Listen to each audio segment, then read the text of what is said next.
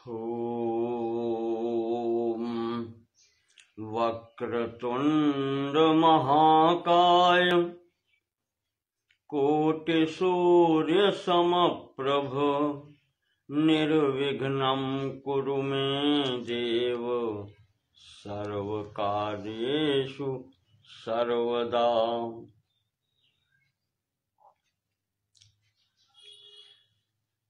ॐ नमो नमस्तेऽखिलमन्त्रदेवतां द्रव्याय सर्वकृतवे क्रियात्मने वैराग्यभक्त्यात्मजयानुभावितं ज्ञानाय विद्यागुरुवे नमो नमः।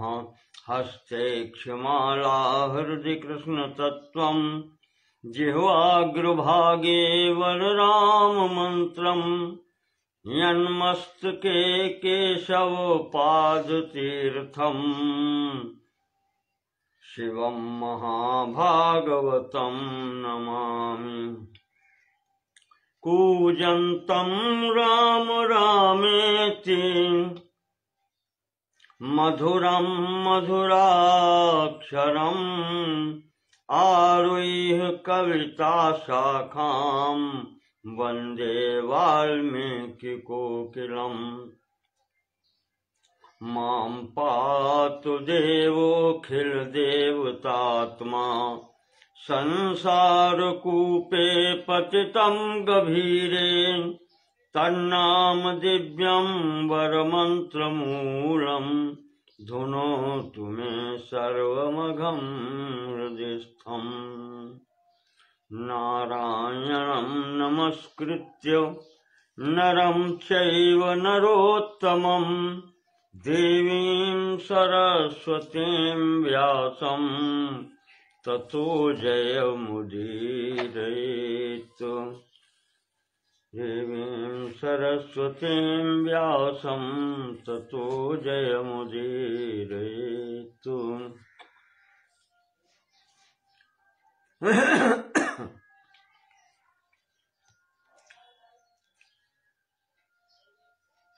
विगत दिवसों की भांति आज श्रीमद् वाल्मीकि रामायण के अंतर्गत अरण्य कांड की कथा प्रारंभ होती है।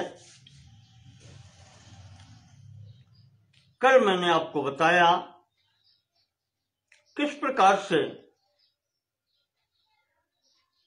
चित्रकूट आश्रम से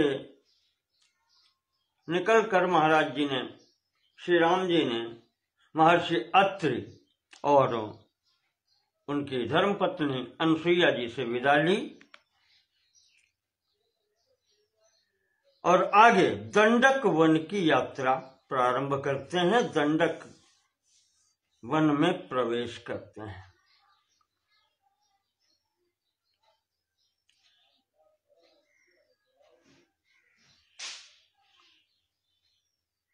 दंडक वन का थोड़ा सा परिचय आपको दें।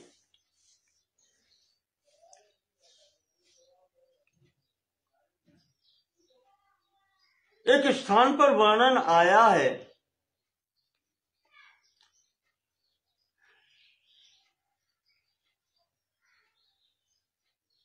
कि श्रीमद् भागवत में ही है, इक्ष्वाकु तनयः, महाराज इक्ष्वाकु के जो पुत्र थे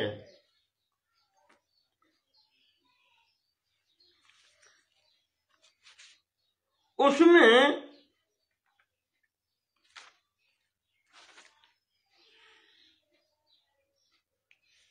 उनके जो 100 पुत्र बतलाए गए हैं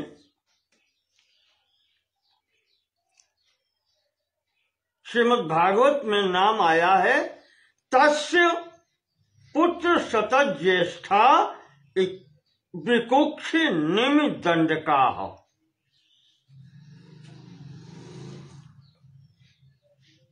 विकुक्षी निमि और दंडक, ये 3 प्रमुख बताए गए हैं 100 पुत्रों में।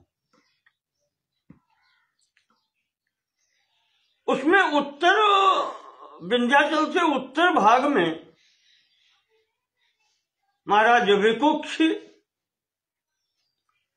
और उनके वंशधरों का वर्णन है, जिनकी राजधानी अयोध्या थी। और इसी प्रकार से निमि के वंशधरों का वर्णन है, जिनकी राजधानी मिथिला है।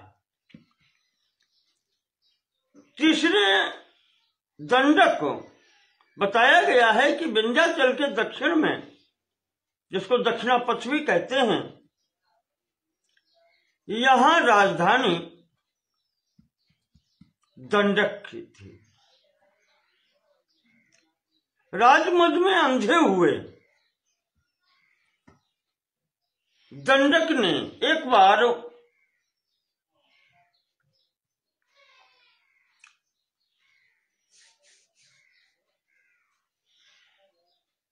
शुक्राचार्य की पुत्री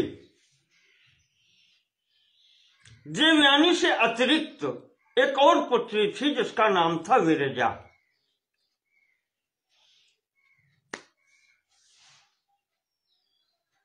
इस दंडक ने उस राजमद में अंधे हुए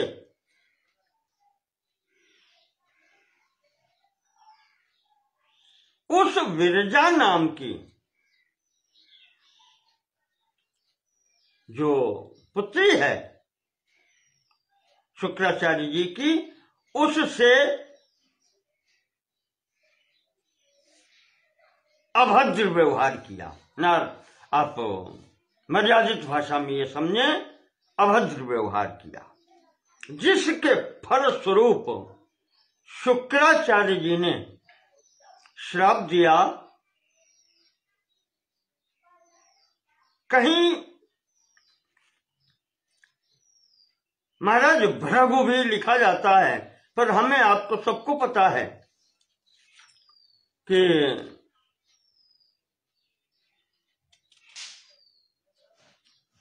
शुक्राचार्य जी को भी कहीं पर भृगु और कहीं पर भार्गव कहा गया है।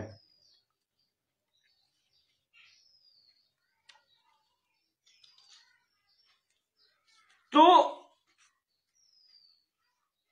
उन्होंने दंडक को शाप दिया था कि तेरा जो तुमने कार्य किया है,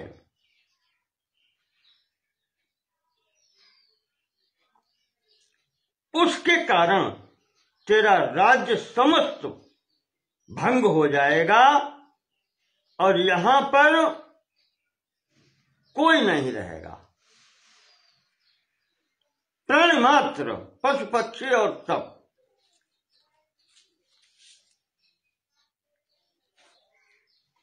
कोई नहीं रहेगा। 100 योजन का क्षेत्र निर्जीव, जल रहित तो हो जाएगी।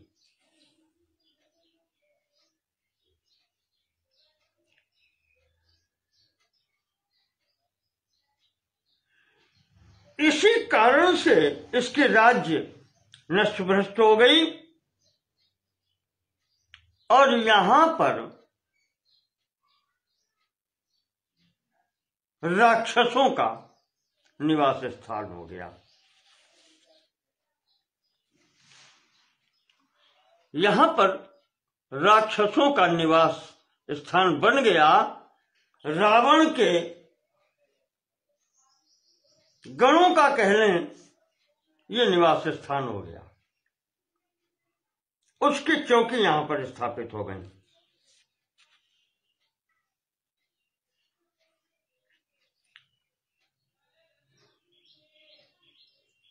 ये वर्णन आनंद रामायण में आया है।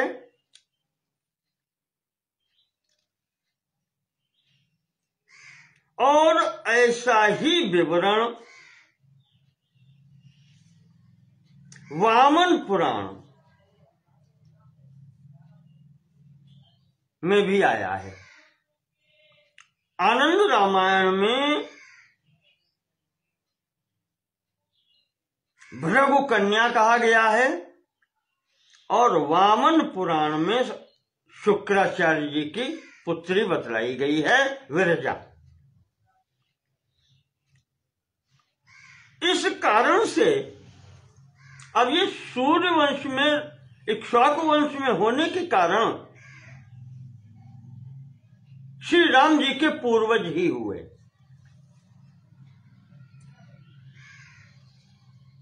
जिसका थोड़ा सा इशारा गोस्वामी जी ने रामचरितमानस में किया है और कहा है कि दंडक बन पुनीत प्रभु करहु उग्र शाप मुनि बर कर हरहु।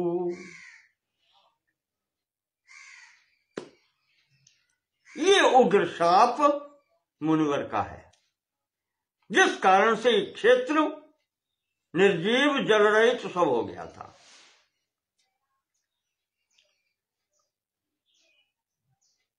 बाद में कहते हैं कि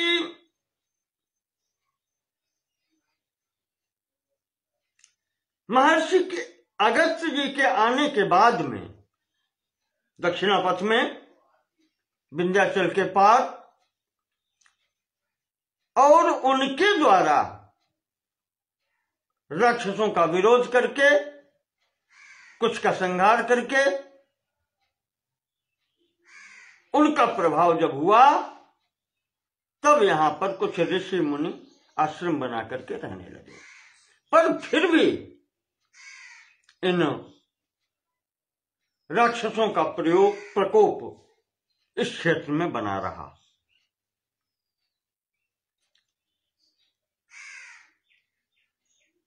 तो इस कारण से यहां पर ये दंडक वन सबके लिए अभी तक वर्जित रहा है। और यही सोच करके, याद रखें, यही सोच करके वो माता कैकेयी का जो विचार है, जो उसने वन मांगा, वो वरदान दूसरा मांगा है, उसमें उसने यही मांगा है कि राम वनवास करें, कहां दंडकारण्य में निवास करें। माता कैकेयी के वरदान कोई साधारण वरदान नहीं है। उसने पूरा कलंक जो अपने ऊपर लिया है तो सूर्यवंश को निर्मल कर दिया है।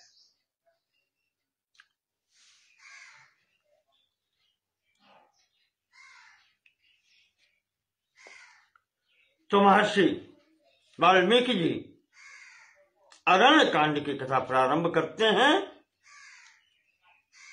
और यही कथा लवकुश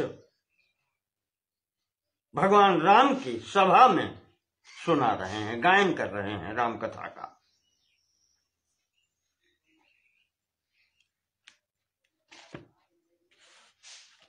महर्षि लिखते हैं, प्रविश्यतु महारण्यम दंडकारण्यमात्मवान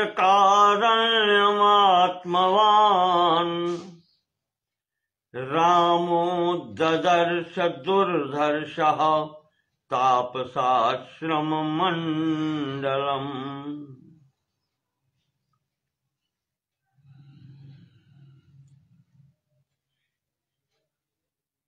उस दंडकारण्य में प्रवेश करके दुर्धर्ष वीर जो राम हैं, उन्होंने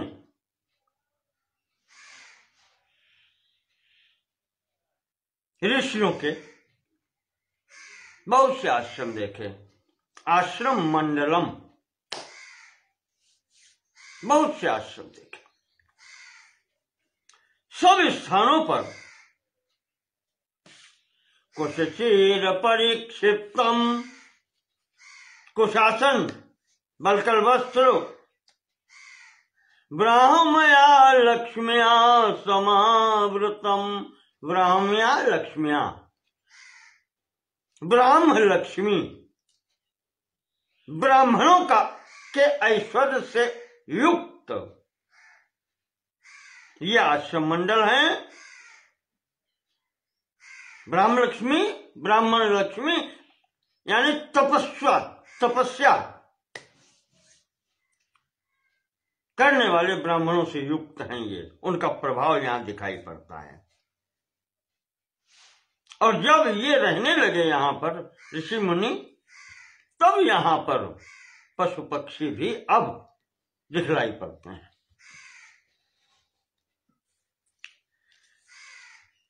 ब्रह्मविद्भिर्महाभागैर ब्राह्मणैरुपशोभितम्। उन आश्रमों में वेदवेत्ता ब्राह्मणों का मंडल दिखाई पड़ता है। ये इस प्रकार से जब देखा, आश्रमों को देखा, तो महाराज ने राम जी ने अपने धनुष से प्रत्यंचा उतार ली कि अब यहां पर ये आश्रम है, सब लोग रहते हैं, तो यहां पर अब इस समय धनुष मान की आवश्यकता नहीं है।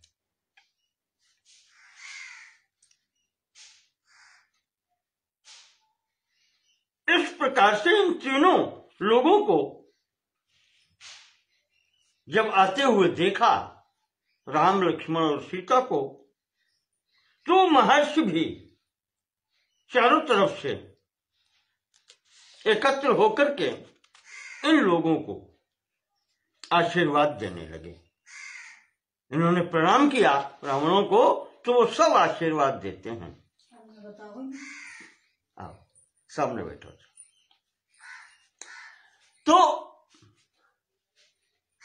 ऋषियों महर्षियों ने राम जी को आशीर्वाद दिए।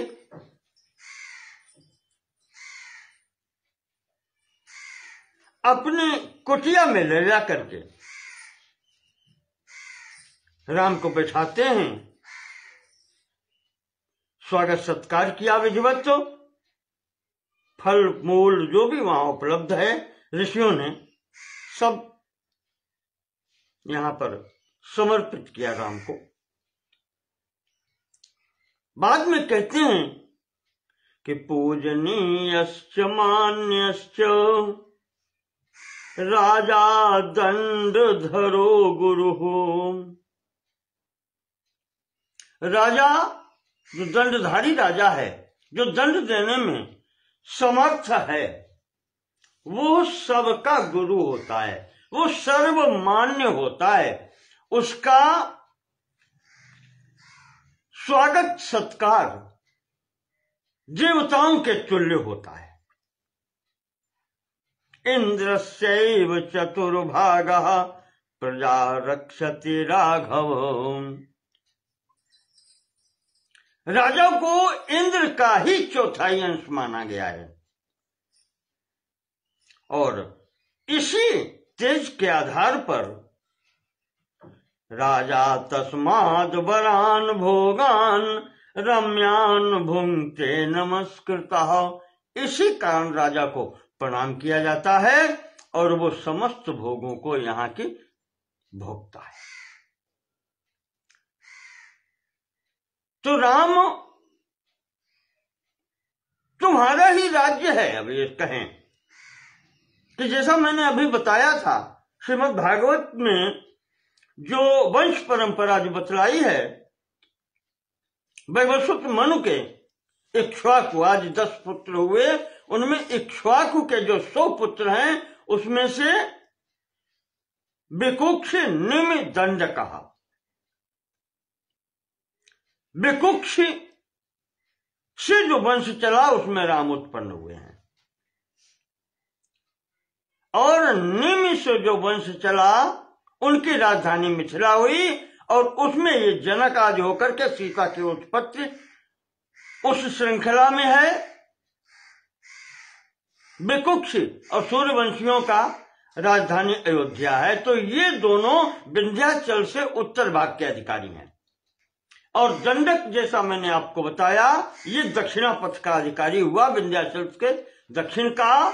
और इसने जो शुक्राचार्य की पुत्री के साथ में अभद्र व्यवहार किया था, जिससे कुपित होकर के उन्होंने शाप दे दिया था कि तेरी राज्य भ्रष्ट हो जाएगी, तेरी कोई यहां पर नहीं रहेगा, प्राणी मात्र नहीं रहेंगे।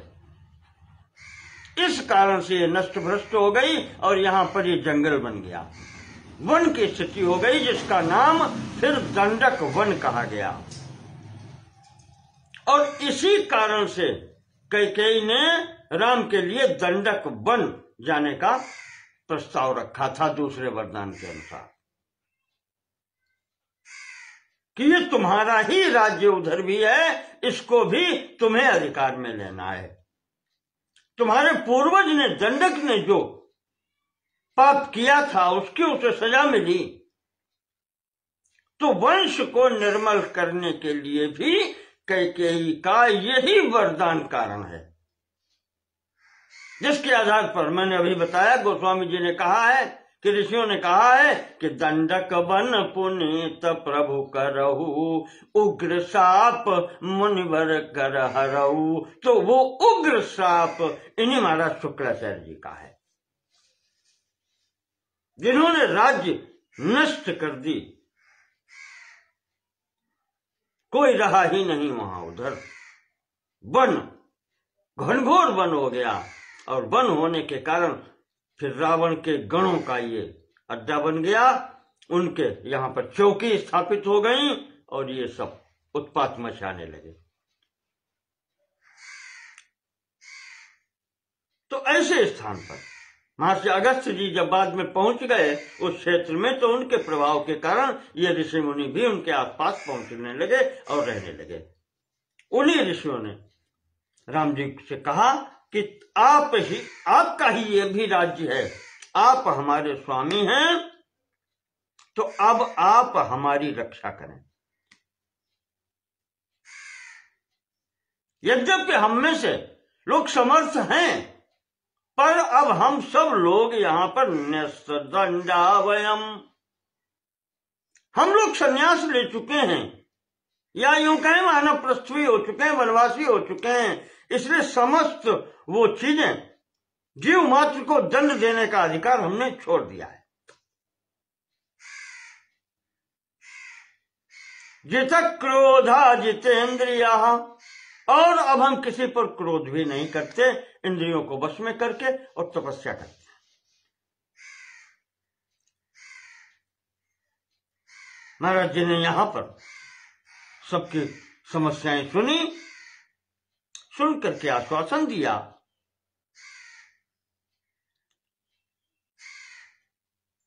आश्वासन देकर के रात्रि में निवास करके प्रातःकाल आगे बढ़ते हैं, आगे जाते हैं। अब तो भयंकर जंगल है,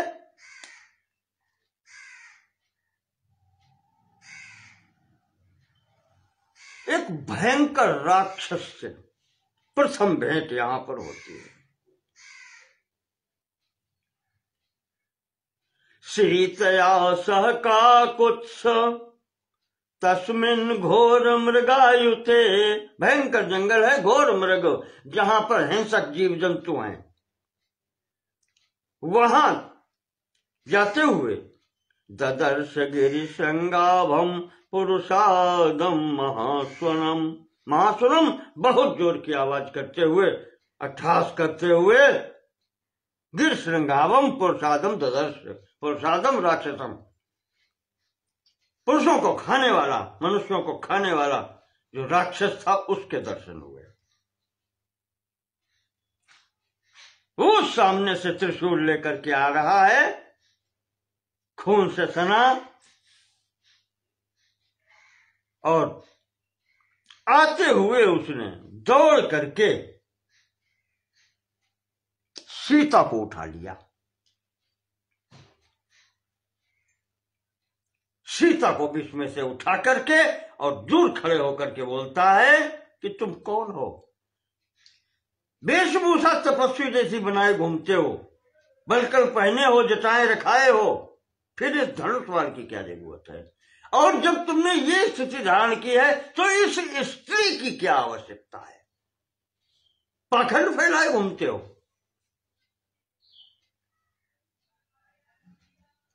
ऋषि जैसा बनकर के और स्त्री को साथ में लेकर के घूमते हो।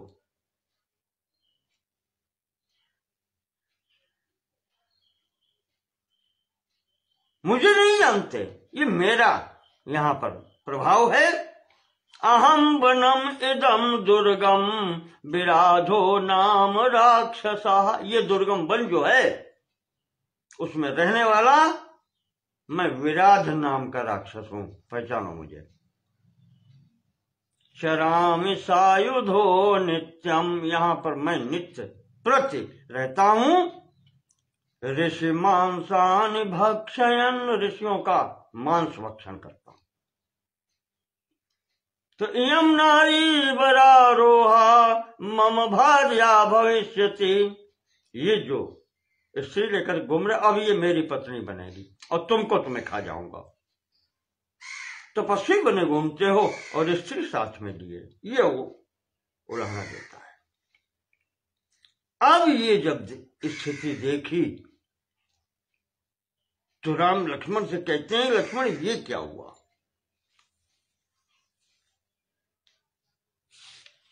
यही विपत्ति आनी थी हमारे ऊपर।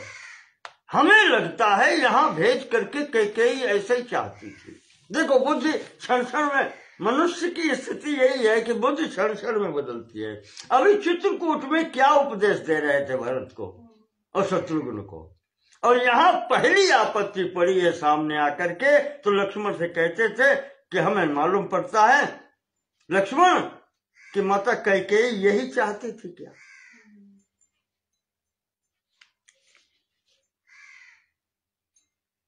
लक्ष्मण सब कुछ हम सहन कर सकते हैं, पर सीता को कोई हाथ लगाए ये सहन नहीं हो सकता। तो लक्ष्मण कहते हैं कि महाराज मैं तो हूं, आप क्यों चिंता करते हैं? अभी मारते हैं इसको। और आपने वहां भरत पर तो मुझे क्रोध नहीं करने दिया। महाराज यहां पर लक्ष्मण उलाहना देते हैं, राज्य कामे मम क्रोधो भरते यो बभूवः। राज्य कामी भरत पर जो मेरा क्रोध हो रहा था वहां आपने नहीं करने दिया, तो वो क्रोध आज इस राक्षस पर मैं करूंगा।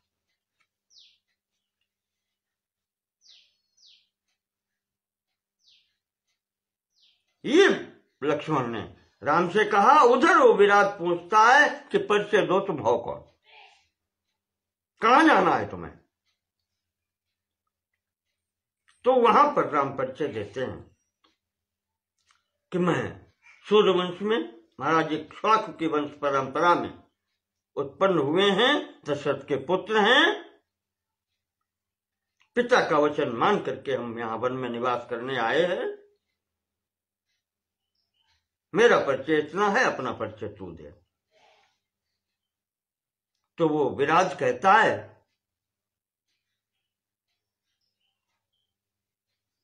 कि मेरे पिता का नाम जव है, माता का नाम शतहृदा है, संसार मुझे विराट के नाम से जानता है। तपस्या के द्वारा मैंने ब्रह्मा जी को प्रसन्न किया और उनसे ये वरदान पाया है कि मैं किसी शस्त्र अस्त्र के द्वारा नहीं मरूंगा।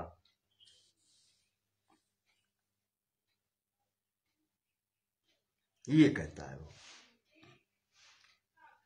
शस्त्रेण अवध्यता लोके अच्छेद्या भवेद्य त्वमेव च।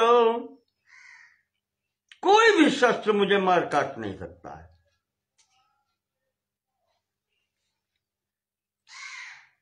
तो अब वो कहता है ना, तुम्हारे पास शस्त्र अस्त्र जितने हैं, तलवार धनुष कोई भी हो, मैं किसी से मरने वाला नहीं। तुम्हारे बस को मारना नहीं है मेरे, इसलिए पत्नी छोड़ दो, तुम वापस जाओ। इतनी दया कर सकता हूं कि मैं तुम्हारे प्राण नहीं लूंगा, जाओ। तुरमाणु पलाये थाम नवाम जीवित माददे। तुम्हारे प्राण नहीं लूंगा और तुम जल्दी से निकल लो यहां से, शीघ्रता से निकलो। तो ये जब कहा उसने, तब दोनों भाइयों ने प्रत्यंचाएं चढ़ी हुई थी, बाणों की वर्षा प्रारंभ की है। बाण उसके लगते हैं, प्रवेश करते हैं, खून बहता है, पर वो मरता नहीं। और कहते हैं जब वो बिल्कुल बिंद गया, उसने कहते हैं अंगड़ाई ली, महर्षि लिख रहे हैं, और जैसे ही उसने शरीर हिलाया, सब बाण निकल के बाहर।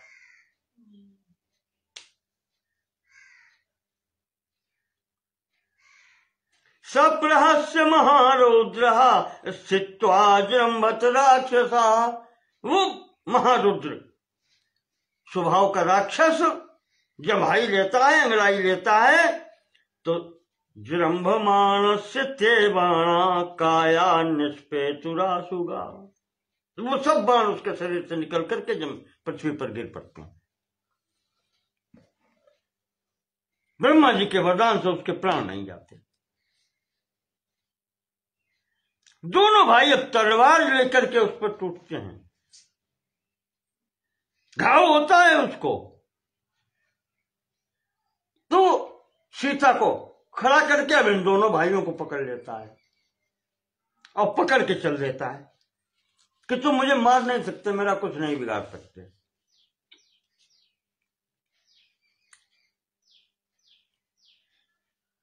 जब ये देखते हैं दोनों भाई, तो राम जी ने लक्ष्मण से कहा कि अब ये शस्त्र से नहीं मरेगा।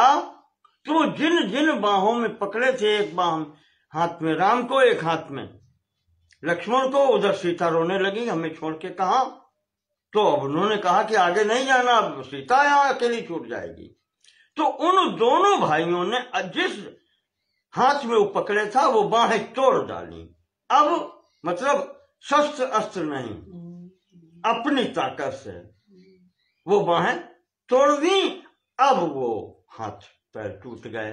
उसका तो इलाज उसके पास था नहीं, शस्त्र कोई काम नहीं करेगा, वो नहीं किया। तो ये जब उसकी बाहें टूट गईं, अब वो उसको कुछ होश आता है।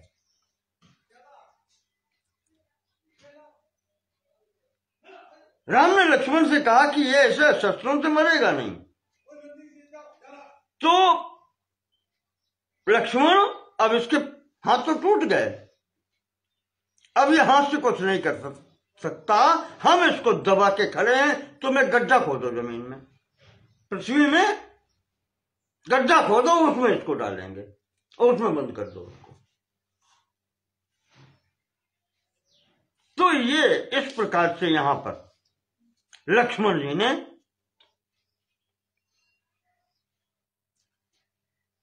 ततस्तु तौ कांचन चित्रकार मुकौ, इस प्रकार से लक्ष्मण ने वहां पर बहुत बड़ा सा गड्ढा खोदा और उस गड्ढे में इसको डाला।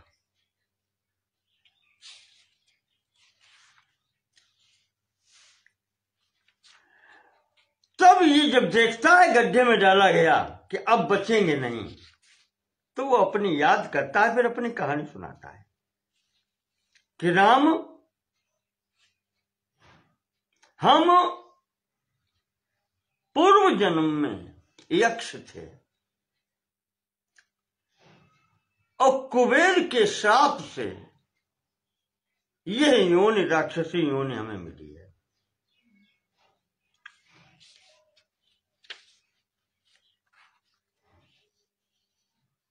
अभिशापादहम घोराम प्रविष्टो राक्षसीम तनुम, उस अभिशाप के कारण कुबेर के ये राक्षस शरीर मुझे मिला है।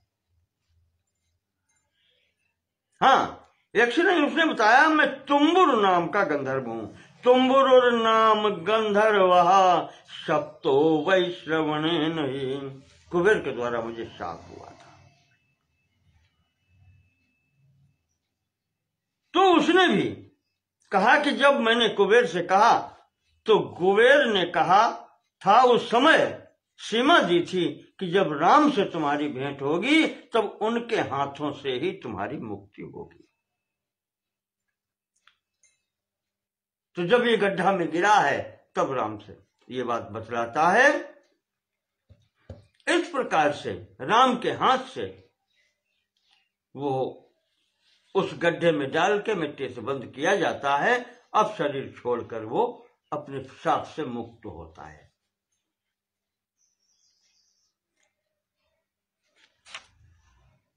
तो इस प्रकार से उसको राक्षस को मार करके तीनों लोग राम, लक्ष्मण और सीता जी के सहित आगे चलते हैं और आगे चल करके महाराज शरभंग जी के आश्रम पर पहुंचे। आश्रमम शरभंगस्य राघवोऽभिजगामः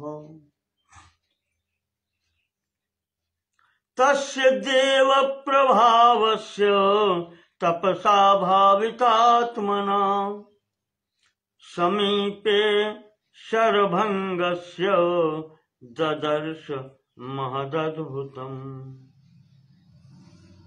वहां जाकर के आश्रम के पास से दूर से देखा उन्होंने कि शरभंग जी किसी से बात कर रहे थे और वो व्यक्ति रथ पर आकाश में बैठा हुआ आकाश मार्ग में उससे बात कर रहे थे। तो लक्ष्मण से कहते हैं, ठहरो लक्ष्मण, जरा देखें ये कौन है। मुझे लगता यही है कि आगे शरभंग जी का आश्रम है और देख लें ये कौन है, फिर चलें सब लोग। तो महर्षि वाल्मीकि लिखते हैं कि शरभंग जी से मिलने इंद्र आए थे। इंद्र बात कर रहे थे रथ पर बैठे। जब उन्होंने राम को आते हुए देखा तो इंद्र ने शरभंग जी से कहा कि देखो राम आ गए हैं और इस समय उनसे मेरा मिलना उचित नहीं है, तो हम चलते हैं महाराज, अब आप उनका आतिथ्य सत्कार करें। ऐसा कहकर के इंद्र चले गए। जब वो रथ चला गया तब इन्होंने देखा कि अब तो मुझे अकेले हैं। तब इन्होंने इशारा किया तो लक्ष्मण और सीता भी आ गए और तीनों जाकर के वहां पर शरभंग जी को प्रणाम करते हैं।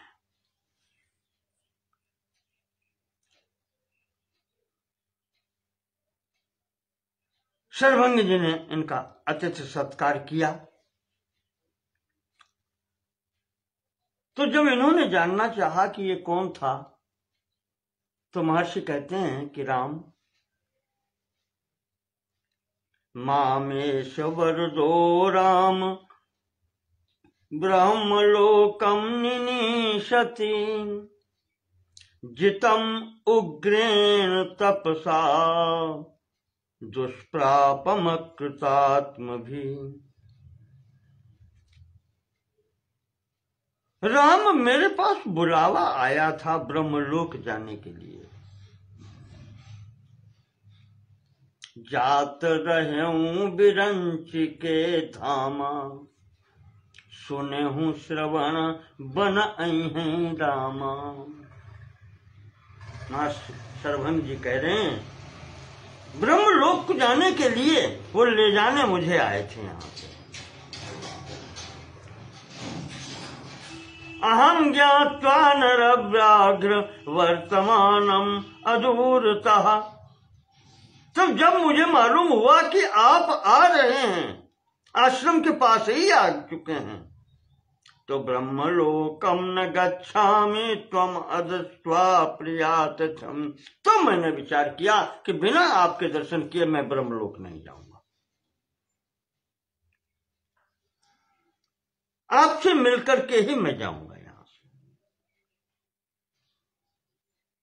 अब आप आ ही गए हैं तो अतिथि संस्कार मेरा ग्रहण करें। और महर्षि इतने प्रसन्न हुए हैं, कहते हैं कि जो मैंने लोक पाए हैं राम, ये हम तुम्हें समर्पण कर रहे हैं। तुझियम वत्सु गोविंद तुभ्यमेव समर्पये। तो राम जी कहते हैं कि महामुनि, ये लोक आपने प्राप्त किए हैं ये आपके ही रहेंगे।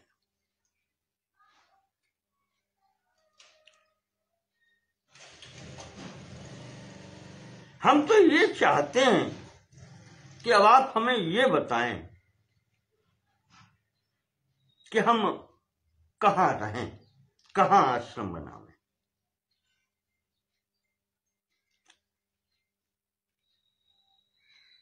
तो सर्वभंग जी ने आगे के लिए बता दिया कि आगे जाएं महाराज, आपको 5 योजन दूरी संभवतः उन्होंने बताई है, 4 योजन की।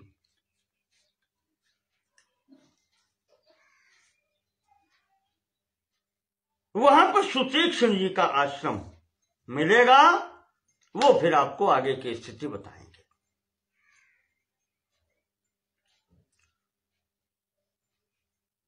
तो अब इन्होंने आज्ञा मांगी, फिर महाराज चले आगे। तो सर्वभंग जी कहते हैं कि रुक जाओ, आ गए हो तो अपना काम जब हो गया है तो अब हमारा काम भी शेष है। तो महाराज जी ने वहां पर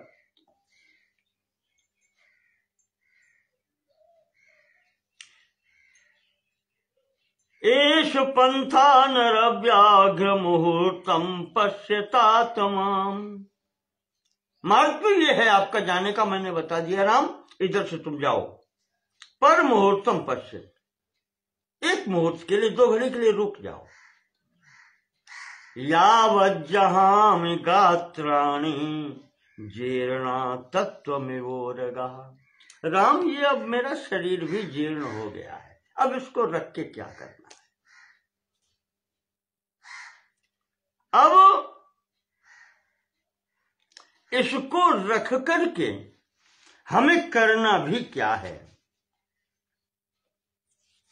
तो मैं आपके समक्ष ये शरीर छोड़ना चाहता हूं, ये महाराज जी ने कहा। तो आप सामने रुकें।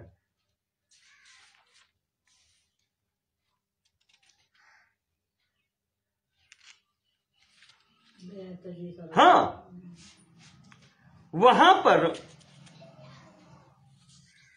फिर महर्षि ने अपनी चिता बनाई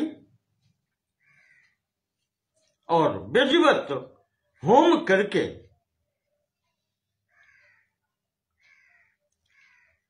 तब लगी रहो दीन हित लागी, जब लगे मिलऊं तुम्हें तनु त्यागी। अस कही जोग अग्नि तनु जारा, राम कृपा वैकुंठ सिधारा। इस प्रकार से महाराज जी ने चिता बना करके वहां पर अपना शरीर छोड़ा है।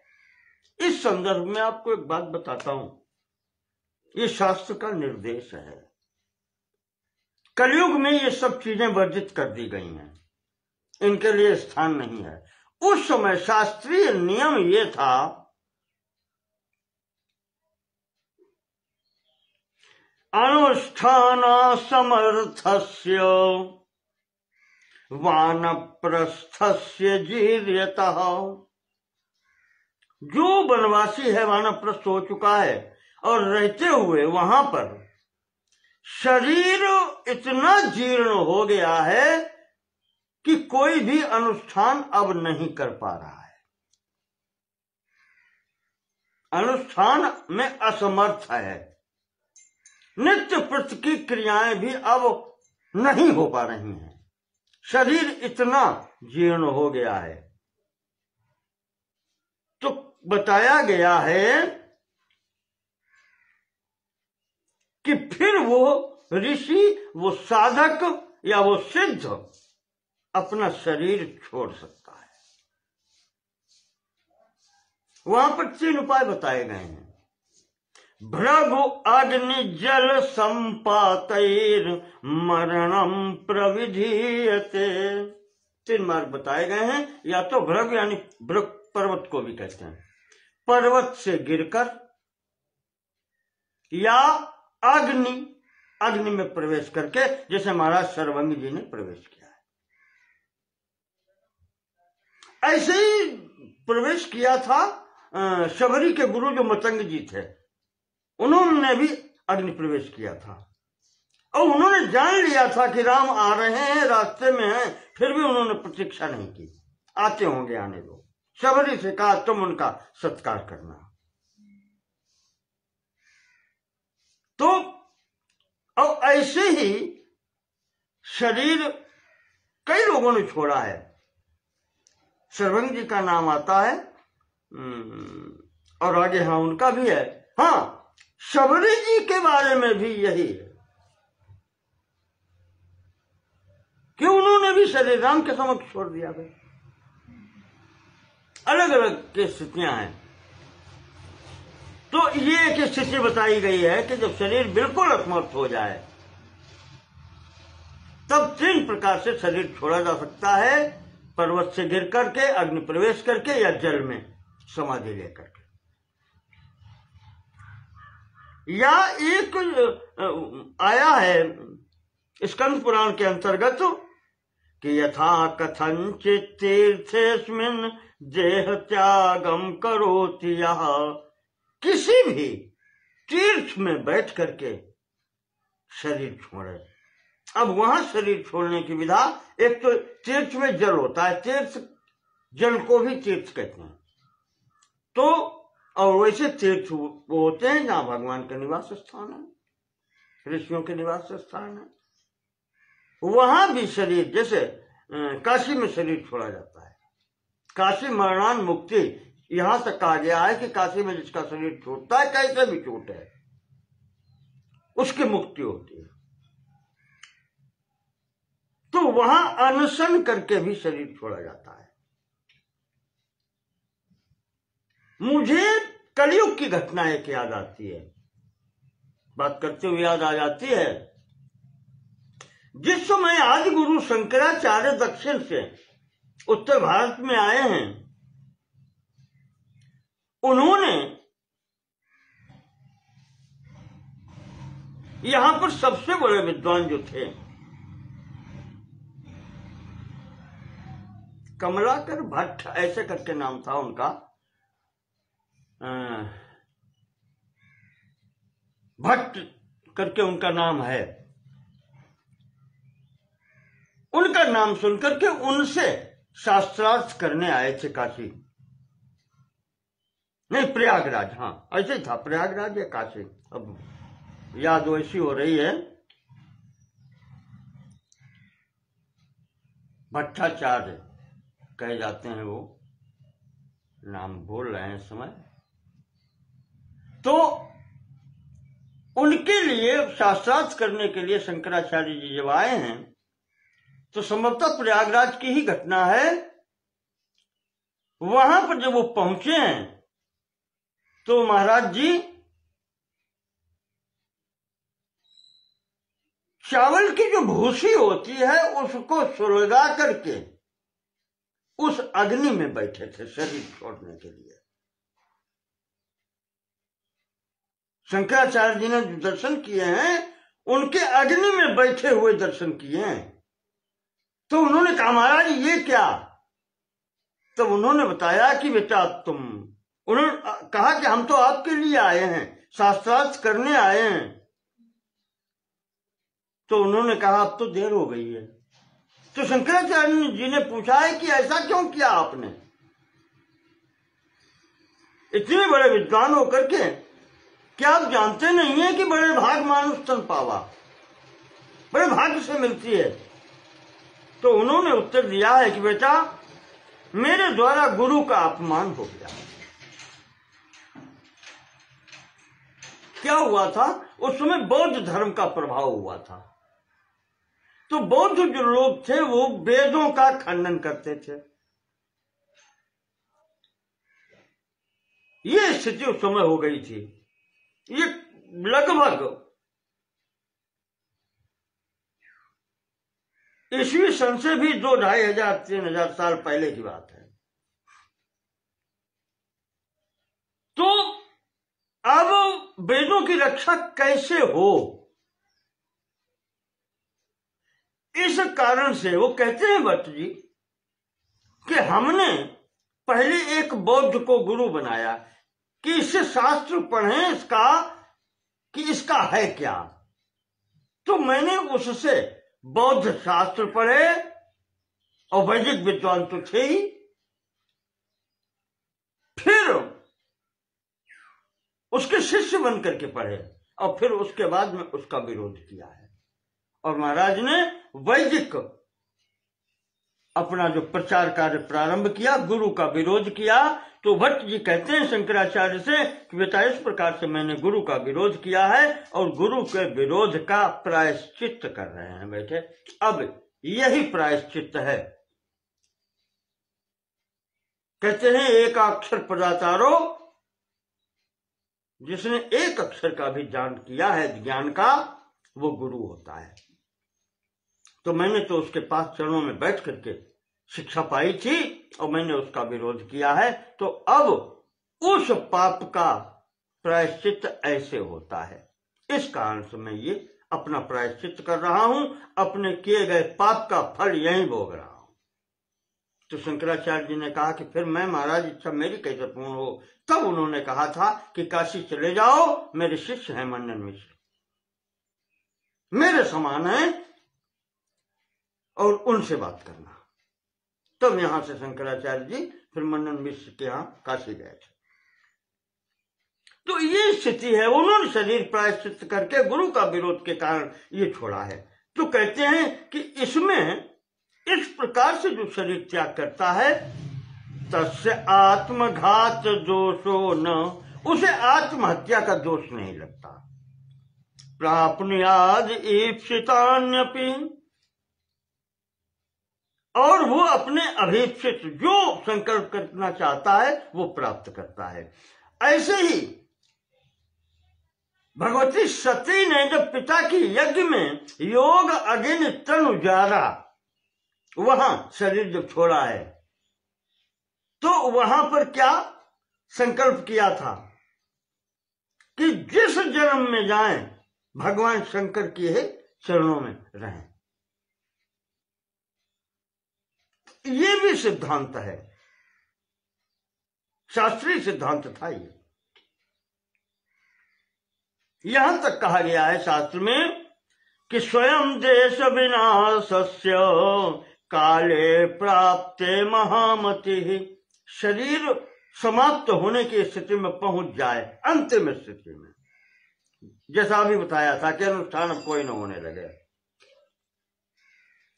अथवा एक स्थिति और बताइए कि तपस्या करते हुए अगर विशेष स्थिति प्राप्त करनी है, संकल्प आ गया है कि ब्रह्मलोक, स्वर्गलोक या ऐसी कोई वस्तु प्राप्त करनी है, तो वो तपस्या करते हुए वहां पर महाफल जिगीषया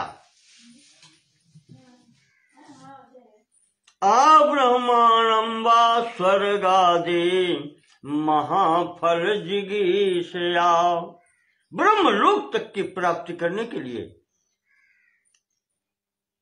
स्वर्ग की वांछा, स्वर्ग की कामना अगर करी है, इंद्रलोक, स्वर्गलोक, ब्रह्मलोक तक की, तो ऐसे में भी संकल्प करके प्रविशे ज्वलनम दीप्तम कुर्याद अनशनम तथा, संकल्प करके अग्नि प्रवेश किया जा सकता है अथवा अनशन करके प्राण त्याग किया जा सकता है। एतेषाम् अधिकारोऽस्ति नान्येषां सर्वजन्तुषु, ऐसे लोगों का इस प्रकार के शरीर छोड़ने में अधिकार है, ना अन्य शाम सर्वजंतु, और कहीं नहीं। और यहां पर अंत में यह भी कह दिया कि नराणाम अथ नारीणाम सर्ववर्णेषु सर्वदा, इसमें भेद नहीं है, चाहे नर हो या नारी हो, इस व्रत का पालन सभी कर सकते हैं। पर अब वो समय नहीं है, कलयुग में यह उचित नहीं है।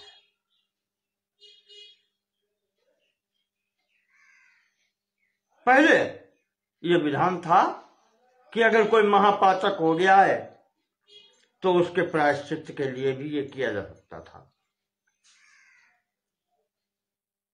ऐसा रोग हो गया कि अब उससे त्राण होना संभव नहीं है, उससे बचना संभव नहीं है, अथवा कोई बहुत बड़ा पाप कर लिया गया है, तो उसके लिए भी ये प्रायश्चित बताया गया है शरीर छोड़ने का। मरु प्रपातम प्रपतन ज्वलनम वा समाविशन, या तो रेगिस्तान में जाकर के शरीर छोड़ दे, और उधर बताया था या पर्वत से गिर करके प्राण छोड़े, जल प्रवेश करके अथवा अग्नि प्रवेश करके शरीर छोड़ दे तो प्रायश्चित तो हो जाता है, वो व्यक्ति समस्त पापों से मुक्त हो जाता है। ये शास्त्र का विधान रहा है।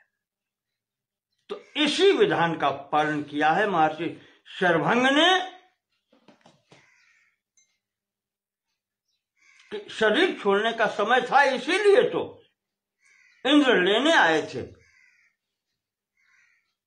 और महाराज ने वो न स्वीकार करके यहां शरीर छोड़ा है राम जी के समक्ष।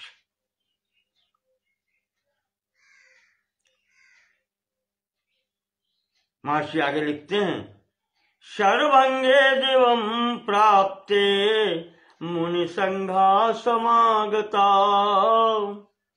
इस प्रकार से महाराज शरभंग जी के शरीर छोड़ने के उपरांत या उसी समय कहें, वहां पर बहुत से ऋषि मुनि भी आ गए थे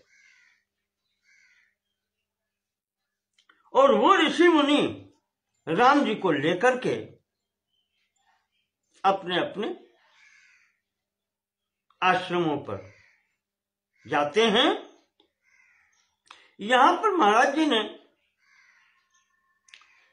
ऋषियों की श्रेणियां बताई हैं। 21 प्रकार के तपस्वी ऋषि यहां पर बताए गए हैं। वैखान सा बाल खिल्या संप्रक्षाला मरीचिपा अस्मकुट्टास्य बहवः पत्राहारास्य तापसा। छठे सर्ग के दूसरे, तीसरे, चौथे और पांचवें इन 5 श्लोकों में या 4 श्लोकों में उन ऋषियों की श्रेणियां बताई गई हैं कि किस किस प्रकार के ऋषि यहां रहते हैं। जैसे पहला वैखानस जो कहे जाते हैं, इनकी उत्पत्ति ब्रह्मा जी से सीधे बताई जाती है। ये ब्रह्मोपासक हैं। जैसे आपने पुराण में बालखेड़ ऋषियों की स्थिति सुनी है, ये वैखानस कहे जाते हैं। और वैसे वैखानस वानप्रस्थों को भी कहा जाता है। दूसरा लिखा है बालखिल्या संप्रक्षाला मरीचिपा।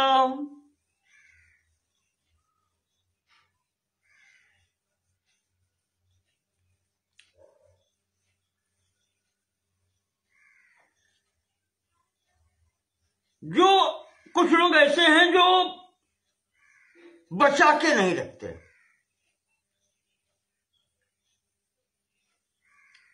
संप्रक्षाला सब धो पोंछ के बर्तन रख देते हैं। अगर भोजन मिल गया, प्राप्त हो गया, कर लिया, और फिर बचा के कुछ नहीं रखना। मरीचिपा, मरीचि किरणें, सूर्य की किरणें, चंद्रमा की किरणें। बताओ, कहते हैं ऋषि ऐसे भी होते हैं जो उन किरणों का पान करके मस्त रहते हैं। इसी प्रकार से अश्मकुट्ट, अश्मकुट्ट उनको कहते हैं, अश्म पत्थर को कुट कर कूटने वाले। जो भी दाने बीन के मिल जाते हैं पृथ्वी पर, उनको पत्थर से कूट करके थोड़ा महीन करके वही खा लेते हैं, उसी में है। पत्राहार पत्तों, वृक्ष के पत्ते खाते हैं, ऐसे भी हैं। दंतो उलूखली, दंत उलूखल, दंता उलूखला यस सा, दांत ही जिनके ओखली मूसल हैं, उन्हें पत्थर की भी जरूरत नहीं है, दाने उठाए, मुंह में डाले, चबाए और खा गए। ये दंत और उलूखली हैं। इस प्रकार से यहां पर महाराज जी ने 21 प्रकार के संतों की स्थिति बताई है जो त्यागी हैं। सब सर्वे ब्राह्मया श्रिया युक्ता, ब्रह्म लक्ष्मी से युक्त हैं, ब्रह्म तेज से संपन्न है। दृढ़ योग समाहिता, दृढ़ योग के आश्रित हैं, यानी योगी हैं। ये सब सर्वभंग जी के आश्रम पर राम जी को मिले हैं और फिर इनसे फिर वही जो ब्राह्मणों ने प्रारंभ में प्रार्थना की थी, वही प्रार्थना करते हैं कि राम, राजा जो प्रजा से उसकी आय का 6ठा भाग लेता है, देखें आप, ये टैक्स है, ये कर है राजा के लिए, प्रजा के द्वारा। अगर आज इतना दे दिया जाए तो भारत सोने की चिड़िया है। अधिक नहीं, मेरे अनुमान से कहो 1 वर्ष में ही ये स्थिति हो जाए सोने की, स्वर्ण चिड़िया वाली। आज तो टैक्स कहां है, कितने गिने चुने लोग देते हैं।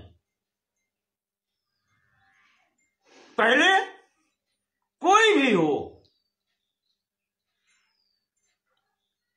इस समय तो भारत में किसान पर कोई टैक्स ही नहीं है, पर पहले यह नियम था जो भी यहां पर उत्पन्न होता है, चाहे वो अन्न हो चाहे वो धन हो, उसका 6ठा भाग राजा के हिस्से में होता था और उसके कारण राजा का एक कर्तव्य था कि वो सब प्रकार से प्रजा की रक्षा करे। अर्थात उसी 6ठे भाग के द्वारा वो संपूर्ण अपना, सेना और संपूर्ण राज्य का संरक्षण करे। ये उसका राज्यभार था। और जो ऐसा नहीं करता था वो महान अधर्म का भागी होता था, वो पापी माना जाता था। तो ऋषि कहते हैं कि राजन, जो प्रजा के धन का 6ठा भाग, उसकी आय का जो 6ठा भाग राजा को लिए उपहार में जाता है, कर में जाता है, वो इसीलिए जाता है कि राजा संपूर्ण प्रजा की रक्षा करे। और महाराज, हम कुछ नहीं दे सकते, हम तो वन में रहने वाले हैं, हमारे पास आय का स्रोत क्या है? तो उसके लिए भी निश्चित किया गया है कि ऋषि जो आश्रम में बैठ करके मुनि जो तपस्या कर रहा है, वो जो तपस्या से अर्जित करता है तेज, ब्रह्म तेज, उसका 4था भाग राजा को मिलता है। उसमें भी उसका 4थाई भाग का वो राजा भागीदार है और उसको 4थाई भाग प्राप्त होता है। तो प्रजा का रक्षण करते हुए राजा कोई भी धार्मिक कार्य न करे, फिर भी हम सब लोगों के किए हुए धर्म का या संपूर्ण प्रजा के किए हुए धर्म का वो 4थाई का भागीदार स्वतः हो जाता है। और महाराज, जिस स्थान पर जासुराज प्रिय प्रजा दुखारी, सोनप अवश्य नरक अधिकारी, तो समस्त प्रजा के किए हुए धर्म का जब 4थाई भाग का भागीदार राजा होता है, जो प्रजा पुण्य करती है उसके 4थाई राजा के भाग में जाता है, तो उससे राजा को भी धर्म की प्राप्ति होती है, उसको उत्तम गति की प्राप्ति होती है। तो महाराज जब प्रजा अधर्म करेगी, सुरक्षित नहीं होगी, तो उस अधर्म का भी भाग तो राजा के हिस्से में जाएगा और उससे राजा दोष का भागी होगा, उसे नरक जाना पड़ेगा। तो महाराज इस प्रकार से हम जो ब्राह्मणों का समुदाय है, जो ऋषियों का समुदाय है, मुनियों का समुदाय है, जो हमारी आय यही है जो तपस्या से हम अर्जित करते हैं, राजा को हमारे इसमें से चौथाई भाग जाता है, तो इसलिए उसका कर्तव्य है कि हमारी भी रक्षा करे। और राम इस समय स्थिति ये है कि आगे पंपा सरोवर से लेकर के तुंगभद्रा नदी के किनारे तक, या यूं कह लें कि चित्रकूट से जब आगे आप बढ़ रहे हैं, वहां से लेकर के और आगे संपूर्ण दक्षिणापथ में राक्षसों ने संघार कर रखा है, कोई सुरक्षित नहीं रह पाता है। एवं वयम न मृष्यामो विप्रकारम तपस्विनाम क्रियमाणम वने घोरम रक्षोभिर्भीम कर्म भी। ये भीम कर्मा, ये दुष्ट कर्म करने वाले जो राक्षस हैं महाराज, उनका हम विरोध नहीं कर पाते, हमारे में इतनी शक्ति नहीं, उन्होंने विनाश मचा रखा है। ततस्त्वाम शरणार्थम च शरण्यम समुपस्थिता। इसलिए महाराज हम सब एकत्रित होकर के आपकी शरण में आए हैं। परिपालय नो राम वध्यमाना निशाचरे। इसलिए राम, ये जो राक्षस हैं इनको मार करके हमारी रक्षा करो।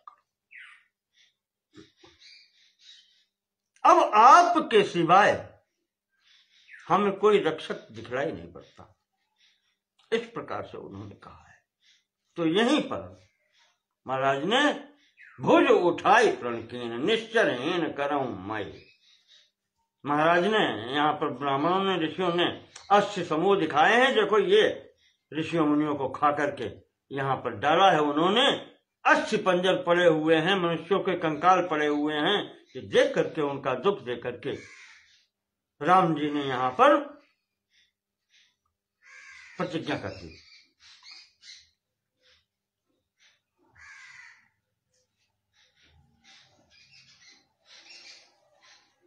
मुझे तो वन में रहना ही है महाराज, और इससे अगर आपका भी उपकार हो जाए तो इससे बढ़ के मेरे लिए और क्या हो सकता है।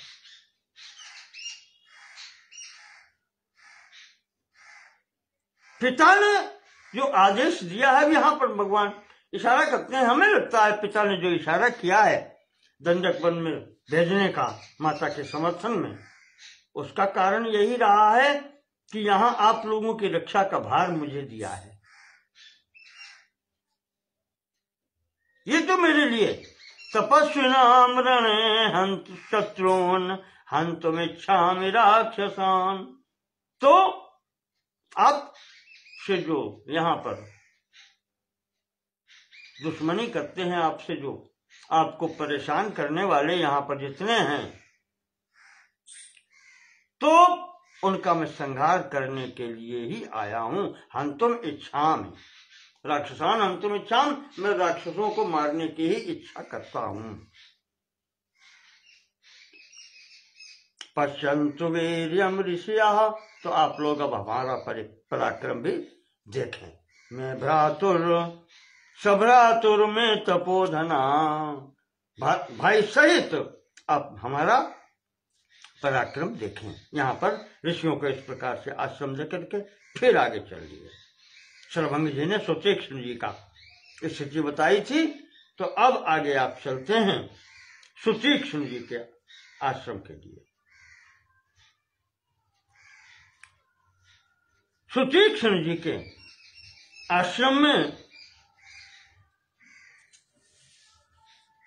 पहुंचते हैं, उनको प्रणाम किया तो सुतीक्ष्ण जी भी यही कहते हैं कि राम, मैं भी ब्रह्मलोक जाने वाला था,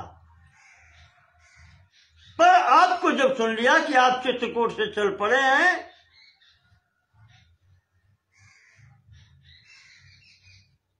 तो मैं फिर रुक गया।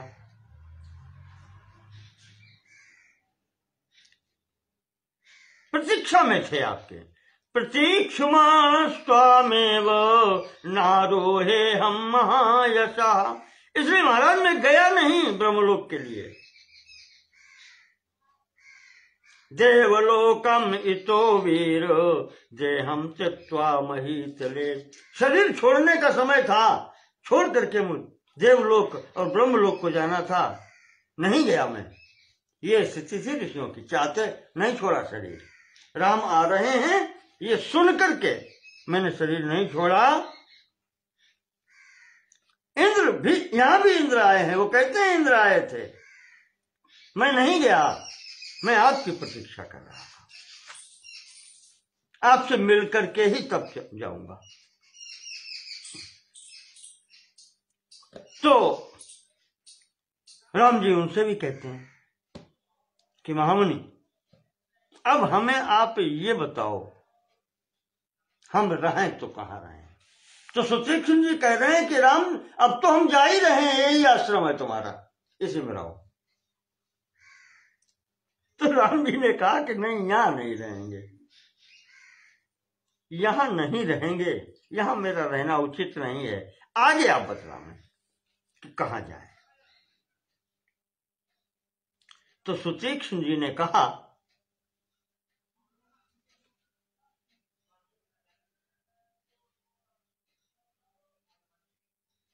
कि यहां रहने में कोई हानि नहीं है, मैं जब चला जाऊंगा तो आश्रम तो खाली हो जाएगा।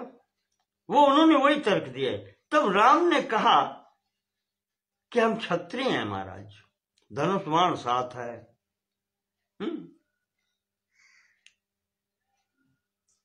कहीं ऐसा न हो किसी का कोई अपमान हो जाए या वैसी घटना हो जाए। तो आश्रम के अंदर और जहां आप सब लोगों की संग है, यहां पर ये युद्ध इत्यादि की स्थिति नहीं बननी चाहिए, आपको कोई कष्ट न हो, इसलिए यहां नहीं रहना चाहते, आगे चलना चाहते हैं। इस प्रकार से सुतीक्ष्ण जी से बात होती है, रात्रि यहां व्यतीत होती है। अगले दिन आगे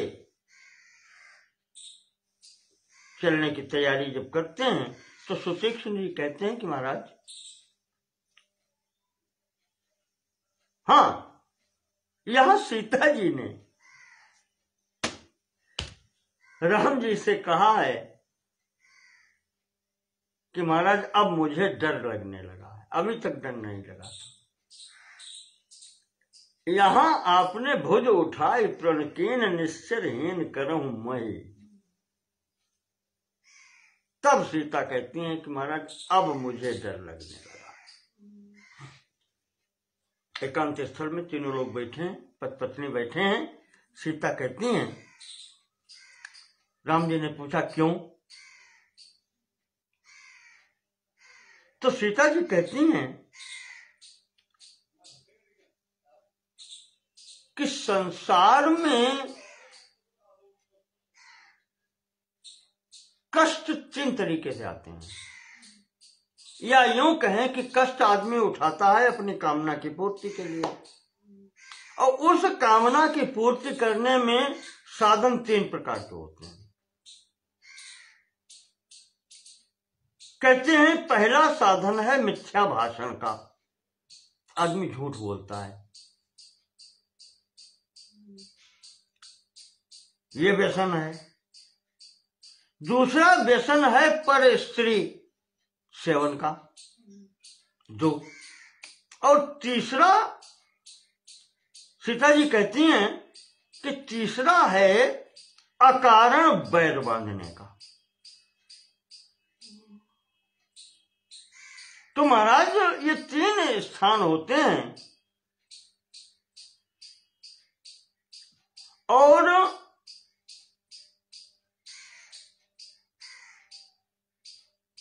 पहला कारण जो बताया मिथ्यावासन, महाराज आप कर नहीं सकते। दूसरी स्थिति जो बताई पर स्त्री गमन की, वो भी आप नहीं कर सकते, मैं जानती हूं। तीसरी स्थिति अकारण वैर वाली है जो महाराज ये, अब आपने जो प्रतिज्ञा की है कि निश्चरहीन करूं मैं, हाँ, दुश्मनी इनकी है और अब अकारण मारेंगे जो सामने आएगा। अपराध किसी का करेगा, हत्या आप करेंगे। ये अकारण वैर की स्थिति जो बनती है महाराज, इससे हमको अब शंका होने लगी। ये भयंकर दोष है। तृतीयम यद इदम रौद्रम पर प्राणाभिहिंसनम, दूसरे के प्राण लेना, हिंसा करना, ये रौद्र कार्य है। निर्वैरम क्रियते मोहात, जिनसे कोई वैर नहीं है उनकी हिंसा करना। तच्चिते समुपस्थितम, अब वो चीज आपके सामने उपस्थित हो गई है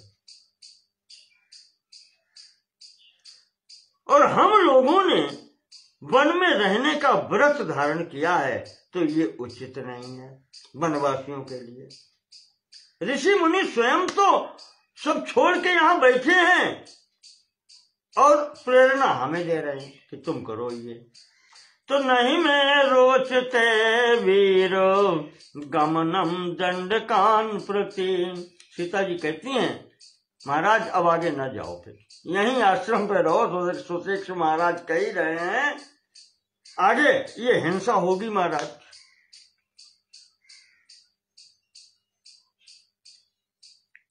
देखो महाराज, ठीक है आप कितने भी वो हों, आप ये शस्त्र लेकर के चले हैं महाराज, इनका प्रयोग हो जरूर जाएगा। एक कहानी सुनाती हूं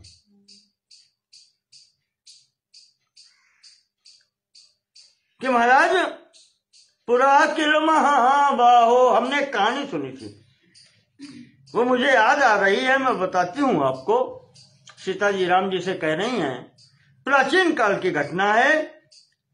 तपस्वी सत्यवान शुचि, एक बहुत बड़े तपस्वी जंगल में अकेले रहते थे।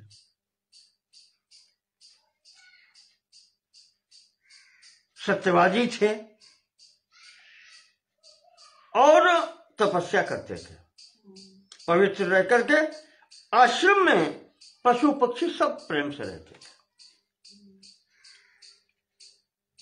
इंद्र ने एक बार सोचा, इंद्र की स्थिति हुई है, तपस्या जिसकी अधिक देखी, तो तपस्या में विघ्न कैसे हो।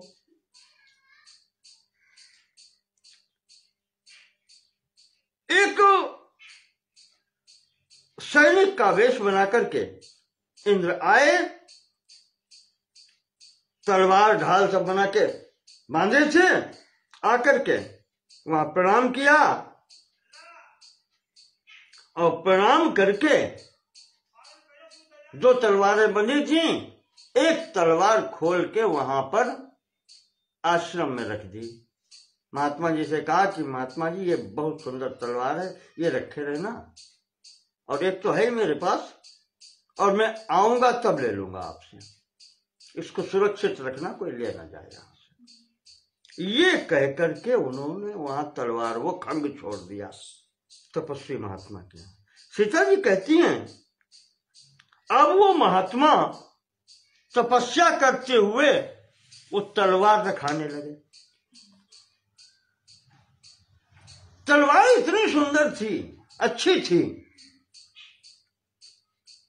सोने की मूठ बनी हुई इस तरीके से। वो सिपाही बहुत दिनों तक नहीं आए, तो अब महाराज तपस्या करते हैं, भक्ति करते हैं, अपना सब करते हैं, तो चिंता उन्हें वही जड़ भरत जैसी मरक की रहने लगी, वैसे इन्हें तलवार की रहने लगी। रहते रहते थोड़े दिन में ये उठी कि मैं न हुआ आश्रम में, और अगर ये कोई उठा ले गया तो तो इस चिंता से चिंतित होकर के महाराज जी ने वो तलवार बांध ली, अपनी फेंट में बांधी कि जहां भी रहेंगे वो तलवार संग रहे, तो चोरी का डर नहीं रहेगा। तो सीता जी कहती हैं कि वो ऋषि उस तलवार का संग करने से जब बांध ली, अब आगे चलते हैं, कहीं कोई जरूरत पड़ गई, झाड़ी झंकार पड़ गया, तो हमारा तलवार निकाल के अब उसका झाड़ियों पर प्रयोग करने लगे कि यहां से रोज निकलते हैं, कांटा लग जाता है, काट के अलग कर दो। करते करते अब ये स्थिति बन गई कि जंगली जानवरों पर उसका प्रहार हो गया, हिंसक पशु समक्ष आ गया। अभी तक आश्रम में खग मृग सब आते थे, महाराज को कभी कोई चिंता नहीं थी।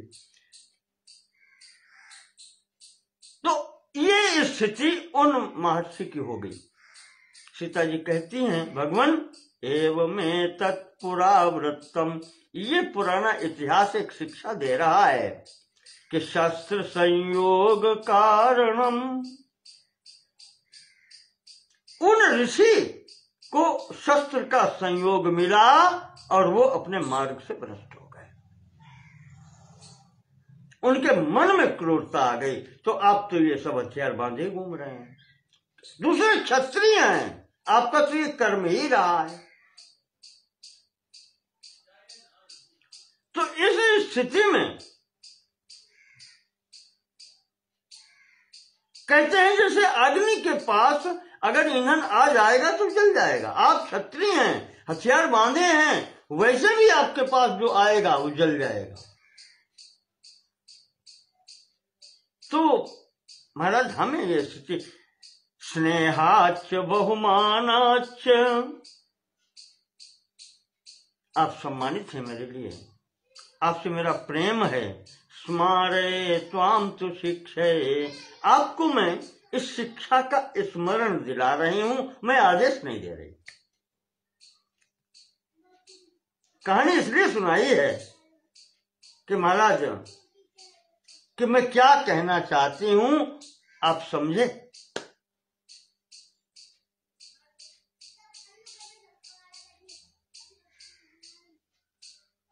बुद्धि वैरम विना हंतुम राक्षसान दंड का श्रितान, बिना वैर के आपको किसी का वध करना नहीं चाहिए। जब तक कोई अपराध न करे तब तक दंड कैसे दिया जा सकता है। अपराधम विना हंतुम लोको वीर न मनस्यते, संसार के लोग अच्छा नहीं समझते बिना अपराध के किसी को दंड देना। देखो अब ये भूमिका आगे के लिए बन रही है। जब रावण अपराध करे आकर के तो दंड मिले, भूमिका बन रही यहां से।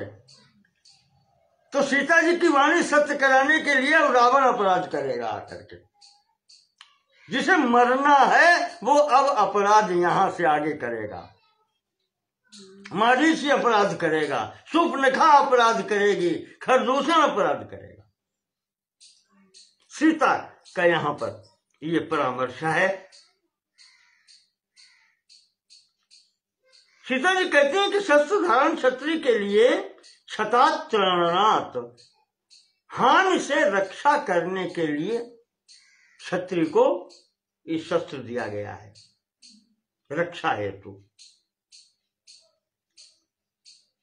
प्राणियों की रक्षा करने के लिए। तो महाराज उसका विचार करना चाहिए। क्वच शस्त्रम क्वच वनम और क्वच क्षात्रम तपः क्वच, कहां क्षत्रिय ये शस्त्र और कहां वनवास। शस्त्र हैं क्षत्रिय के लिए, कहां क्षत्रिय और कहां ये तपस्या। वनवास तो हम लोगों को मिला है तो उसका साधारण मतलब अर्थ यही है कि हम तपस्या करें, साधन करें, यहां आए हैं वनवास। तो वो हमें करना चाहिए। यहां अहिंसा का पालन करना चाहिए जब ऋषियों मुनियों के आश्रम में चल रहे हैं। और महाराज, शस्त्र से बुद्धि ऐसे ही खराब होती है जैसे अभी मैंने कहानी बताई है।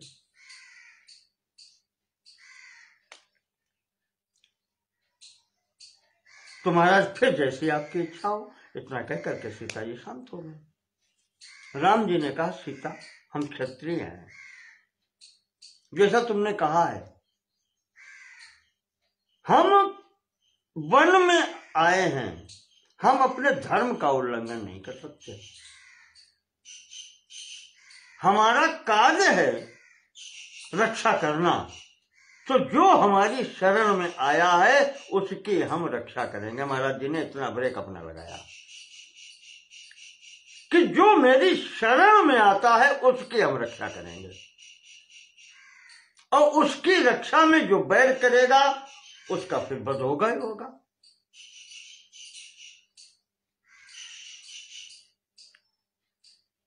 ये तुमने भी स्वीकार किया है सीता कि क्षत्रिय का धर्म है, अकारण बैर न करे, मैं अकारण नहीं करूंगा, और इनका रक्षा करना हमारा धर्म है। जो शरण में आते हैं मुनि ऋषि, ये बहुत दुखी हैं, ये आज मेरे शरण आए हैं। ते चारता दंड कारण्य मुनिया संसित व्रता। जो व्रत कर रहे हैं, जो यहाँ तपस्या कर रहे हैं, ये ऋषि मुनि आर्त हैं, आज कष्ट में हैं। माम सीते स्वयं आगम्यम, ये सीते स्वयं आए हैं मेरे साथ पास चल करके, मैं इनके पास नहीं गया। शरण्यम शरणम गता, इसीलिए मुझे इस योग्य मान करके वो मेरी शरण में आए हैं कि मैं इनके दुख दूर कर सकता हूं।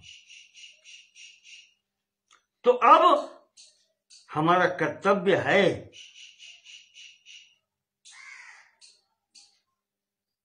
कि हमने जो प्रतिज्ञा कर दी उनके समक्ष, उनकी सेवा के लिए वो हम अपनी बात पर अटल रहें।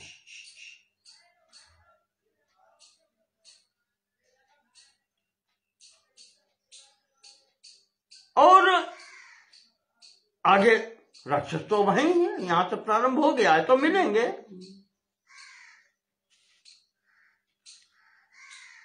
तो इस कारण से कहते हैं कि ऋषि मुनि इतने हैं, सक्षम है, कर सकते हैं, पर ये क्रोध नहीं कर रहे हैं। ये अपने ऊपर हानि उठा करके अपने प्राणों का नाश करके भी क्रोध नहीं कर रहे हैं। तो इनकी तपस्या की रक्षा करना मेरा कर्तव्य है, और इसीलिए मैंने ऋषीणाम दंड कारण्ये संस्कृतम जनकात्मजे मया चैतद वचः श्रुत्वा कार्त्स्नर्येण परिपालनम। मैंने इनकी रक्षा के लिए प्रतिज्ञा की है।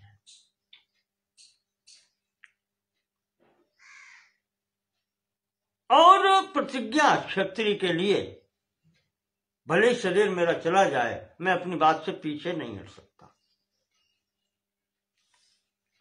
कहते हैं कि ऋषियों की रक्षा तो मुझे बिना कहे करनी चाहिए थी, और अब जब इन्होंने कह भी दिया है आकर के, तो अब नहीं छोड़ सकता मैं।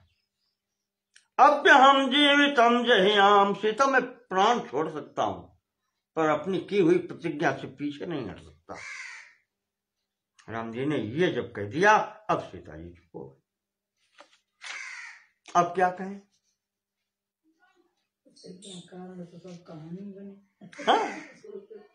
महाराज जिस प्रकार से कह के वहां ऋषियों मुनियों से आज्ञा लेकर के और आगे फिर चल देते हैं। अग्रतः प्रयौ राम, आगे राम जी हैं, पीछे लक्ष्मण है, बीच में सीता है। एक अद्भुत तालाब के किनारे पहुंचते हैं, मार्ग में मिलता है, जल से भरा हुआ है, वहां पर बैठते हैं। वहां पर भी ऋषि मुनि आ गए। वो अब जंगल में है तो कोई न कोई मिल ही जाता है। तालाब किनारे पेड़ के नीचे बैठे तो वहां इनको आवाज नाचने गाने जैसी सुनाई पड़ती है।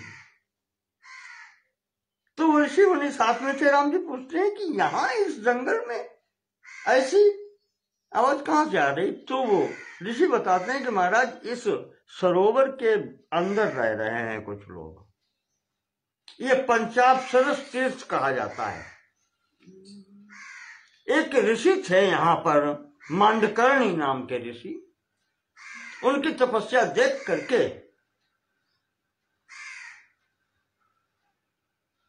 इंद्र ने 5 अप्सराएं यहाँ पर भेजी थी भंग करने के लिए तपस्या।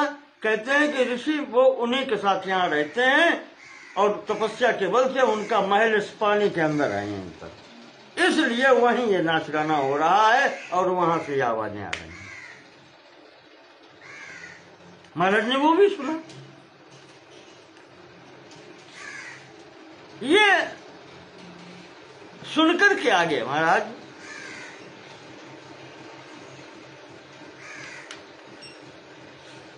सुतीक्ष्ण जी के निर्देश के अनुसार सुतीक्ष्ण जी ने चलते समय कहा था कि राम आगे जाएंगे तो एक आश्रम मिलेगा जहां पर अगस्त्य जी के भाई रहते हैं। जब ये इन्होंने कहा कि इस मार्ग से जाओ, अगस्त्य जी के भाई रहते हैं, तो राम जी ने कहा अरे अगस्त्य जी से तो हम मिलना चाहते हैं, हमारे दर्शन करने की इच्छा है उनकी, और अवश्य ही दर्शन करना है मुझे उनका, वहां तो अवश्य जाना है। तो सुतीक्ष्ण जी ने कहा आप इधर से जाओ, उनके भाई मिलेंगे और उनसे 1 योजन आगे जाने पर आगे दक्षिण दिशा में वो मेरे गुरु भी हैं और अगस्त्य जी का आश्रम है। यहां पर महाराज संग साथ में नहीं गए, रास्ता बता दिया। तो इस प्रकार से यहां पर राम, सीता और लक्ष्मण आगे जाते हैं। मार्ग में बात होती चलती है तो अगस्त्य जी का जब नाम आ गया तो राम जी लक्ष्मण को, सीता को बताते हैं कि यहां ये ऋषि मुनि महर्षि अगस्त्य के प्रभाव से ही रहने की स्थिति में हुए, अन्यथा यहां कोई रहता नहीं था। विंध्याचल ने जिस समय सूर्य का मार्ग रोका था तो सब लोग अगस्त्य जी की शरण में गए कि महाराज ये आपका शिष्य है, आप ही हमको बचाएं। नारद जी ने आग लगाई थी, विंध्याचल से कहा कि हम घूमते हुए पहुंचे सुमेर पर्वत पर तो हमने देखा विंध्याचल, भगवान सूर्य भी सुमेर पर्वत की परिक्रमा करते हैं। सारे त्रिलोक में जितने भी लोग हैं, चाहे वो पर्वत हो चाहे कोई हो, सब प्रणाम करते हैं सुमेर पर्वत को। यहां तक कि हिमाचल भी उनके प्रणाम करते हैं। क्या बताएं, बस लेकिन कर दिया उन्होंने। विंध्याचल को अभिमान आ गया, हमसे भी बढ़ के कोई, और उसने एकदम कहा कि हम मार्ग रोक देंगे सूर्य का। अब वो बढ़ने लगा, तीनों लोकों में हाहाकार मच गया। क्या हो, सब लोग ब्रह्मा जी की शरण में गए। ब्रह्मा जी ने कहा मैं भी कुछ नहीं कर सकता। तो मार्ग बताया कि अगस्त्य जी की शरण में जाओ। उस समय अगस्त्य जी काशी में रहते थे। अगस्त्य जी की शरण में गए कि आपका शिष्य है, अब आप रक्षा करो। तो महाराज जी दुखी हुए। पहले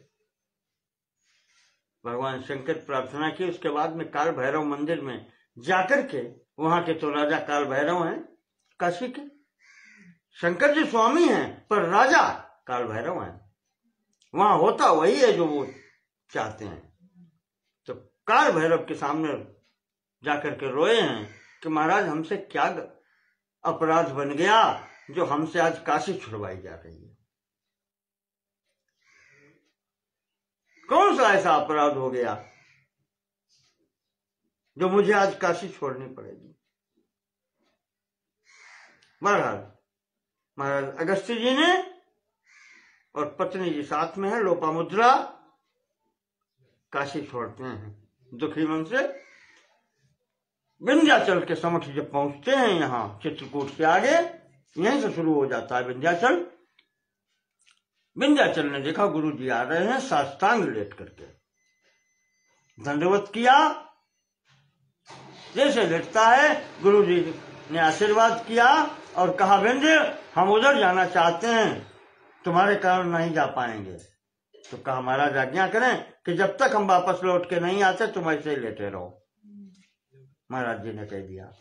तो तब से महाराज जी दक्षिणापथ की ओर चले गए, अभी तक लौट के नहीं आए। उन्होंने वहीं दंडक बनना अपना आश्रम बना लिया और तब से विंध्याचल लेटे हुए हैं, गुरु जी की प्रतीक्षा कर रहे हैं।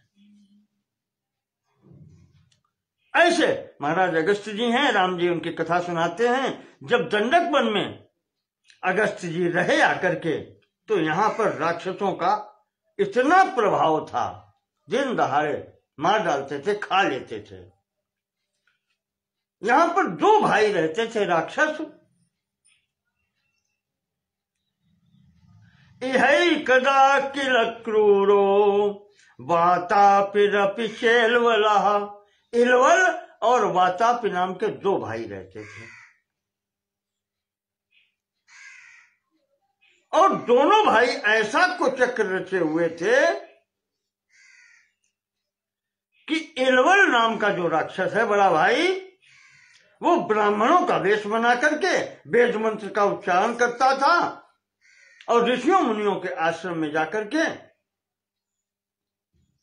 निमंत्रण देता था। महाराज मेरे यहां भोजन है, आप सबका निमंत्रण है।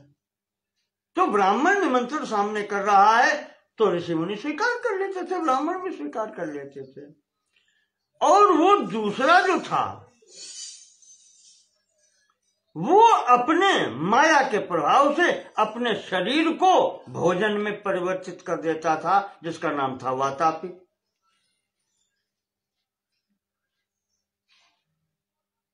और जब ब्राह्मण आते थे तो इलवल वही भोजन उन ब्राह्मणों को करा देता था,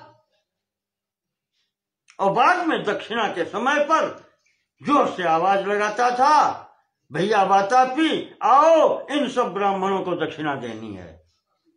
तो वो मायावी राक्षस सब ब्राह्मणों के पेट फाड़ के निकल सकता था। इस प्रकार से वो हत्याएं करता था। ये आतंक वहां पर उसने फैला रखा था। राम जी कहते हैं कि भैया लक्ष्मण और सीता, एक बार वो ऐसे ही महर्षि के चंगुल में फंस गया। वो सोच रहा था साधारण स्थिति में, और जाकर के अगस्त जी को उसने निमंत्रण दे दिया।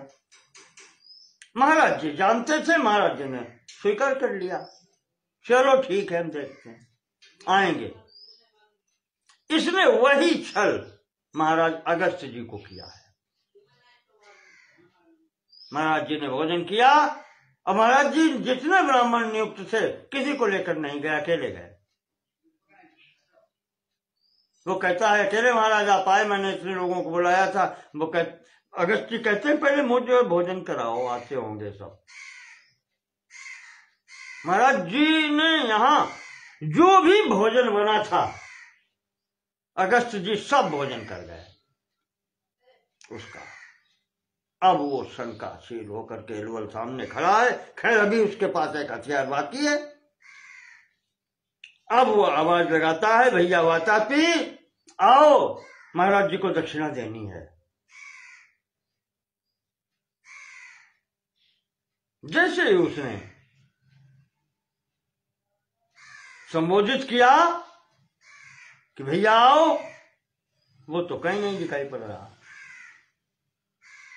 फिर वो आवाज देता है, कहां हो भैया, निकलो। महर्षि अगस्त जी ने पेट पर हाथ फेरा, कहा इलवल तुम्हारा खेल हो चुका, वातापी समाप्त हो गया। ब्राह्मण के पेट से बच के निकलने की स्थिति नहीं है, वो कोई और रहे होंगे।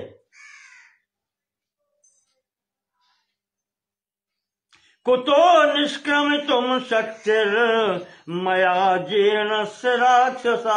उसे तो मैं हजम कर गया, मैंने जीर्ण कर दिया उसको, मैंने मार दिया उसको, मेरे पेट में चला गया, समाप्त हो गया। कुतो निष्क्रमितुम शक्ति ही, अब निकलने की शक्ति उसमें नहीं है। भ्रातुस्तु में स्वरूपस्य गतस्य यम साधनम, वो चला गया यमलोक, अब नहीं आना है। तुमने भोजन के रूप में बना के मुझे खिलाया था। ये जब वो सुनता है, अब वो एकदम अगस्त्य जी पर अपने हथियारों को लेकर के आक्रमण करता है। महाराज जी ने हुंकार मात्र से अपने साप से उसे वहीं भस्म कर दिया। क्रोध की अग्नि से अगस्त्य जी ने उसको भस्म कर दिया।